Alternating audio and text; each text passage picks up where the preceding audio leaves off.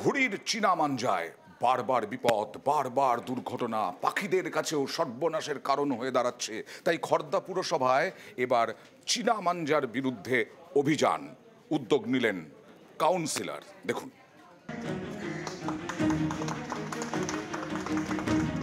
ঘুড়ি ওড়ানোর আনন্দে চীনা মাঞ্জা, সেই ঘুড়ির সুতোয় বারবার দুর্ঘটনা।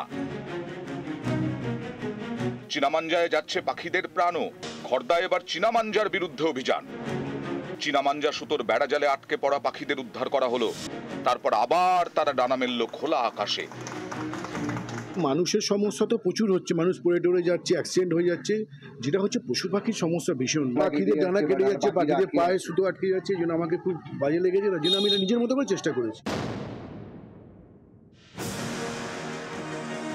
কখনো মা উড়ালপুল, কখনো সম্প্রীতি উড়ালপুল, বারবার ঘুড়ির সুতোয় দুর্ঘটনা। চীনা মাঞ্জার সুতোর ধারে রক্তারক্তি, মৃত্যু। 2018 26 অক্টোবর মা উড়ালপুলে চীনা মাঞ্জায় জখম। তারপর দুর্ঘটনা 16 মে 2020, সেবার প্রাণহানি। ফের দুর্ঘটনা 2021 18 জানুয়ারি। গত বছরের 22 সেপ্টেম্বর রক্তাক্ত হন বিধাননগর কমিশনারেটের পুলিশ অফিসার। এরপর আবার 27 ডিসেম্বর মা উড়ালপুলেই ঘুড়ির সুতোয় দুর্ঘটনা। চীনা মাঞ্জায় একাধিকবার দুর্ঘটনা বাটানগর উড়ালপুল বা সম্প্রীতি উড়ালপুলেও, শেষবার গত বছরের নভেম্বরে। কেটে যাওয়া ঘুড়ির সুতো মরণ ফাঁদ হয়ে উঠছে পাখিদের কাছেও। ঘুড়ির সুতোর চীনা মাঞ্জার ধারে মারা পড়ছে পায়রা থেকে চড়ুই। প্রবলেম তো হয়, পায়ে জড়ে যাচ্ছে, মাথায় আটকে যাচ্ছে, কি কারে এইদিকে আটকে যাচ্ছে।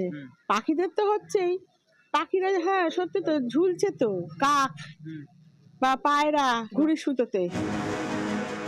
পরিবেশ বাঁচাতে খড়দা এবার পথে নামলেন 18 নম্বর ওয়ার্ডের তৃণমূল কাউন্সিলর সুদীপ ভট্টাচার্য।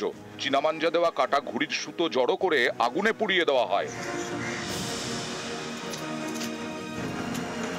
এখানেই শেষ নয়, গাছের মধ্যে সুতোর জালে আটকে যাওয়া পাখিদেরও উদ্ধার করা হয়। তারপর আবার ডানা মেলে আকাশে। অভিযোগ, প্রশাসনিক নিষেধাজ্ঞা সত্ত্বেও কেউ কেউ লুকিয়ে এখনো চীনা মাঞ্জা দেওয়া সুতো বিক্রি করছেন। এ বিষয়ে বিক্রেতাদের আরো সচেতন হওয়া প্রয়োজন বলে মনে করছেন ঘুড়ির দোকানের মালিকরাই। আমাদের বড়বাবু মিটিং করিয়ে এটা বন্ধ করা হয়েছে। চাইনিজ মাঞ্জাতে তো একটা সমস্যা হচ্ছিল, অনেক দুর্ঘটনা ঘটছিল, তার জন্য বন্ধ করা হয়েছে। আমরা চেষ্টা করছি আরো বন্ধ করতে। খড়দা থেকে সুবীর দে, নিউজ 18 বাংলা।